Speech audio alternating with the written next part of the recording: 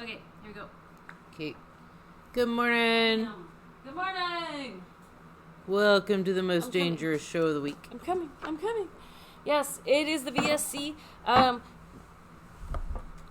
will backtrack from diving into stories and say, hi, I'm Rebecca. I'm the owner of Sun Dragon Art and Fiber. And sunny, chilly, maybe. Windy. Is it going to be just as windy? It's going to be like yesterday. A little bit windy, Brevard, North Carolina. I'm Liz. I'm the minion there. And by a little bit, anywhere from 13 to like 20-something miles an hour. Yeah, that was chilly. We didn't put the tent up yesterday because it was chilly. I tried to sit outside and knit, and my hands were too cold. It blew us to our cars last night. Like, oh my gosh, that was blew us. Was it really bad for you after? By the time we got down past the construction area, yeah, like it was blowing my hair, and my hair's fairly heavy. Like, I mean, whipping it around, and then it got a hold of my bag and was like blowing it around. Oh my gosh, it was. Yeah. Carol and I saw trash cans rolling down the street. Oh, no wonder there's at least one chair blown over out there. It was pretty gnarly. It was crazy. And I'm glad that the solar sail broke on an earlier windstorm because it probably wouldn't have lasted out there.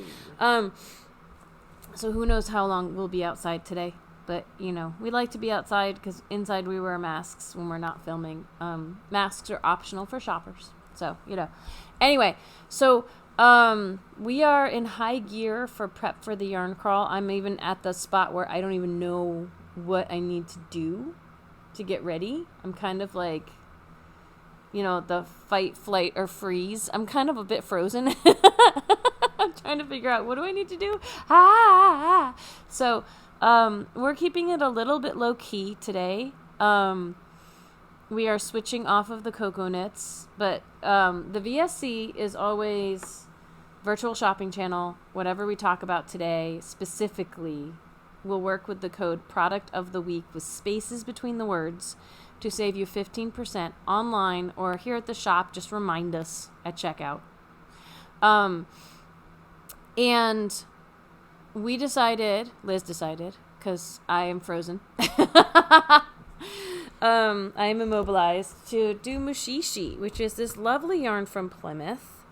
This is my favorite colorway of it, that comes in these huge hanks, these huge twisted skeins. It is wool and a little bit of silk. They're fun. They do kind of a stripy thing, and Plymouth has stopped making them. So what we have is what we have. We cannot order more.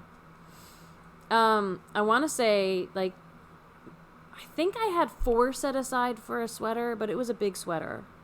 I frogged that in February. Like, I think I'd wound up 2 skeins. And so some of those might go in minion bags of mystery with some of our fun leftovers from things we cannot resell.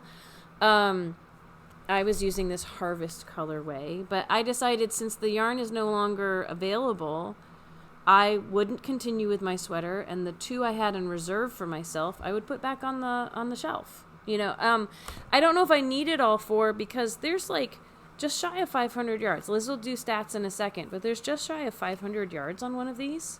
So for some people, if you're not, like, I have curves and I need a bigger size. I need like a large to an extra large sometimes for sweaters. But for some people, 1,000 yards, like 2 might be enough, depending on how long you want it, how long you want the sleeves, that kind of thing, if you want to make a sweater. So, Liz, why don't you do stats, and then I can show you a shawl that I made with just one of these guys. Mushishi is 95% wool and 5% silk, so some of them will have these tiny little white slubby. And that's the silk. That's the silk. The ones that don't have that, somehow it's more combined. Or maybe the silk took the dye in a different way. So. You get 491 yards per 250 gram ball. They're so the big huge skeins are like, a lot of our yarn comes in 100 gram hanks or balls or twists or oblong football-y things. This is like 2.5 of those. Keep that in mind. Hand wash, lay flat to dry. They're recommending a US 7 needle, and we are retailing it for $45.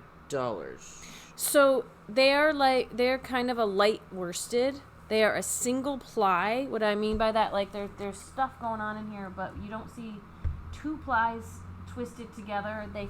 It feels and works more like a single ply, even though there's a lot of strands in that single twist. So there's a loose twist to it. It's one way to describe it.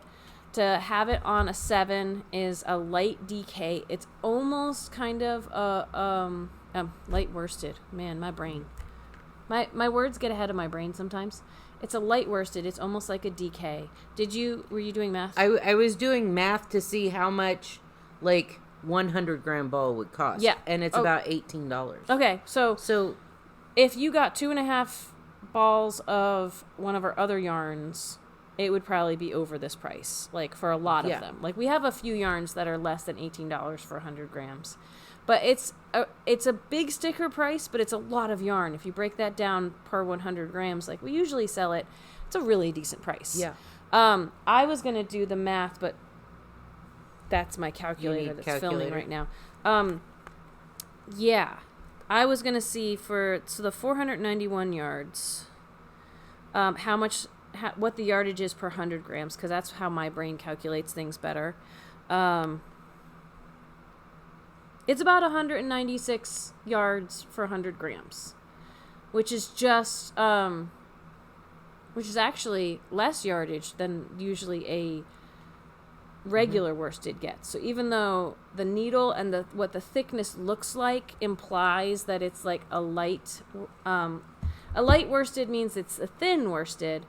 So in theory, you would get more yardage out of 100 grams, but you're getting just under 200 yards out of 100 grams.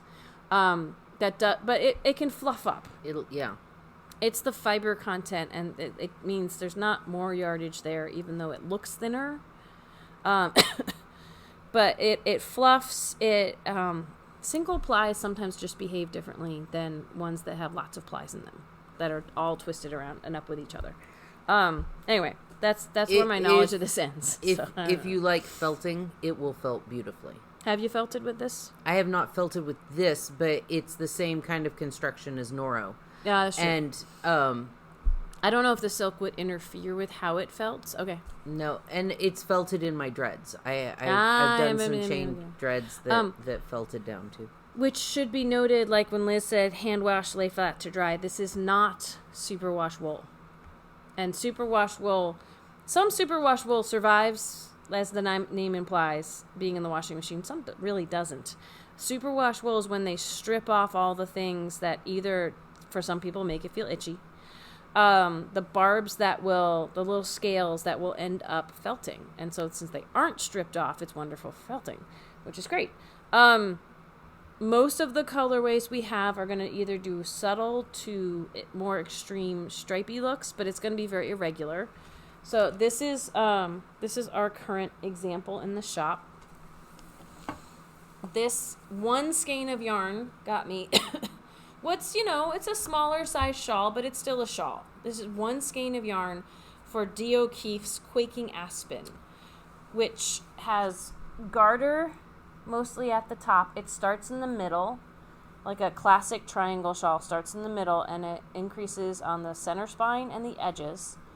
And the garter, except for little rows of knit-looking stitches that come out, is the bigger chunk of there's two sizes for this shawl, and the difference is you do more garter, so it gets bigger. The lace work at the bottom is the same width no matter which size you pick. It's just if you got two skeins of this and did the bigger size, it would be wider and deeper, but it would have the same border at the bottom. But you can see how the stripes come, and I want to say doing a triangle shawl like this is not indicative of how the stripes are going to play, because the thickness of the stripes in this are also dependent on how wide the row is. Like this row is narrower than some of the rows out here, but it's an irregular stripy. It's an irregular stripy. Mm-hmm. And the colorway you have for your shawl is called Granite. Mm-hmm. And there's light gray, there's charcoal, I'm noticing little taupey cream browns. Down to black. Yeah, but there are some browns in here too. So this is how the skein that Liz is holding will knit up. And yeah, this looks like granite stone to me. Yeah. It's like if you were digging the strata, to use some geology terms. Yep. That's as far as my geology goes from high school, But one skein did the smaller size of this project. So any project that's about 500 yards, you will be playing yarn chicken on, but you might have enough yarn. So, and I want to say, like, it's not the softest yarn we have in the shop, but it definitely doesn't feel like scratchy wool. Yeah. Although, as we have discussed that with someone who came in the shop yesterday asking for soft yarn, that is a subjective thing. What I think is not scratchy and is nice and squishy, someone else might say that's scratchy. It's not bad. It's not bad. It is not superwash merino, but it's really quite nice. So for something that's wool, the silk kind of helps kind of smooth out the scratchiness of the wool. But I would say even the Cascade 220 that we have, which is not on sale this week, but it's not online, so is not what comes to mind when people think of scratchy wool. It's 100% wool, and it's roving gangs of sheep wool, but it's okay. Yeah. So that was granite. I think this is both of our favorites. I don't know if that's still your favorite of what we have left, right? Yes. This is Mojave, and Mojave's number 27 has like think the Mojave painted desert. Like it's got browns and ruddy reds, greens. There's some teals in there. It's just so pretty. It is gorgeous. I started my sweater in Harvest. You can kind of see the difference. And I wish I'd done it in Mojave, but now I'm okay I didn't, because there's more for you guys to have. So, the Harvest has more of, not monochromatic, but it's a more limited color palette. This one's softer and there's lots more colors in the Mojave. The Harvest, is like shades of brown and reds. Yep. It's got like some orangey reds and some like russet. We're talking like the claret or the burgundy, but light tans to some deeper browns and stuff. It's pretty, and this one has noticeable. When you said russet, I was like, yeah, it's got that potato brown. I might have been trying for a red color, but it's got the brown russet potato color in it too. Both of these, you might be able to tell on camera, have those white slubbies in them. What you got? This one is taupe black. That was one of the newer ones before they stopped making them that I brought in. It has black slubs in it, not the white. And it's got taupes and steel blues. It's more of a lighter, muted palette, but it is intriguing that it's got black slubs instead of white ones in it. So I think it's really pretty if you like muted neutrals. Definitely. This one I want to say, if I'm guessing, is emerald. Mm-hmm. Yeah, this is the emerald. And it's got emerald greens. It's got the white slubs. Emerald greens. It's got some blue purpley this one's color in too. it. I pulled it twice. That's okay. So nice. We pulled it twice now. So, and it's got some darker tones that are kind of purpley, almost reds in it. But the red is not the dominant color. It's really the dark greens and blue purples in this one. So, this one is oceanic, and it is deep blues all the way through a lighter teals. There's a little bit of purple in there, and a little bit of purple, and some darkers. Yeah, that's one of the more vivid colors I feel like we have. In the teal range especially. Like you can see how the emerald with the greens is still darker than the oceanic. This one is evergreen. And this one is olivey greens. It's got white slubs, but it also has some like super dark gray in it, almost black. It's got more of the olivey greens and some olivey browns. I mean, I would put this whole thing on more of the olive palette. It's a dark. Like, it's pretty. You're in a forest dark. Yeah. It's pretty. It's like that photo I sent you where it's like when it's nighttime, it looks nighttime on the path, because the trees are so overgrown, like you turn around and go home. It's but it's got the white slubs, so there'll be like little flecks in there of lightness. I used that in my Christmas hair one year as my add-ins. Nice. Apple is... That's the bright end of the green spectrum. Bright greens. There's a little bit of the dark evergreen greens in there. Just peeking over this wall we're building. I know. No, I know you're going to show it up there, so I'm trying all, not to micromanage too much. But it's all bright and happy and like Granny Smith apples. Yeah, it's very much like candy apple, like when you think about the not juicy fruit, the Jolly Rancher color. Jolly Rancher, it's like that bright green, right? And speaking of bright green, but this is a different, like, it's not, the greens in this are not the bright green of the candy apple there. This is grapevine. This is like Liz's thistly colors, which is really great. It's not quite a lime green, but it's more of a sour, like, bright green. It's almost that Grello in here. And there's darker greens in here as well. And then there's bright purples to dark purples. When I say bright, I mean intense, not light. And there's, I want to say the fleckies in this are more the black. Like, there's no white flecks in this one. I don't even know where it is anymore. I tried to do a Rachel Nguyen asymmetrical crocheted shawl with this, and I either did it with one and it ended up kind of short because crochet eats up more yarn than knitting, or I had to shorten the pattern, so I can't imagine I used 2 skeins, but I could have because of crochet. I want to say you did one. I think I did one, and it came out a little more like shawlette size, which for asymmetric is kind of hard to wear. So, and the stripes were like, I did one called Tranquil Waters where there were bubbles that kind of like went at a different pace as you went, and that competed with the stripes in this. So it was a really fun shawl to make, but I feel like I should have picked a simpler pattern to let the colors and the stripiness in this shine. But this is like, if you like greens and purples, this is just gorgeous. And all of these, I have no idea how many we have left. Whatever we have on the website, we will try to check inventory. That might be a mignonette test today to double check that we have the right amounts in stock as is listed online. Because what we have is what we have. We can't even pre-order because they quit making it. Yeah, we can't do despair. a like, oh, we're out of stock, but we'll get you more. It's not going to happen. So we'll try to make sure our inventory is correct for you. The last one is lipstick black, and just like the taupe black, it's got the black spots. Mm-hmm. It's got... That might be why black is in the title. I am just realizing this now that the yarn is no longer being made more of. Hot pinks all the way through, like a reddy pink and fuchsia. There's a little bit of an orangey red in there. Yeah, there's grays. Or like a burnt sienna. Yeah. You know. One of our knitters did a sweater out of that. That's cool. Yeah. I want to say it was Nikki. It's like, it's Nikki. Got brights and darks, yeah. and it's just like, Marcy might have made one with that too. Yeah. Like a Noro Nikki pattern. or a Marcy. Yeah. I think she took a Noro pattern, but used the Mushishi instead. Anyway, because it kind of does something like Noro, but not with the same intensity of colors, but the stripey and the, you know. Anyway, so I'm peeking over our wall we have built here.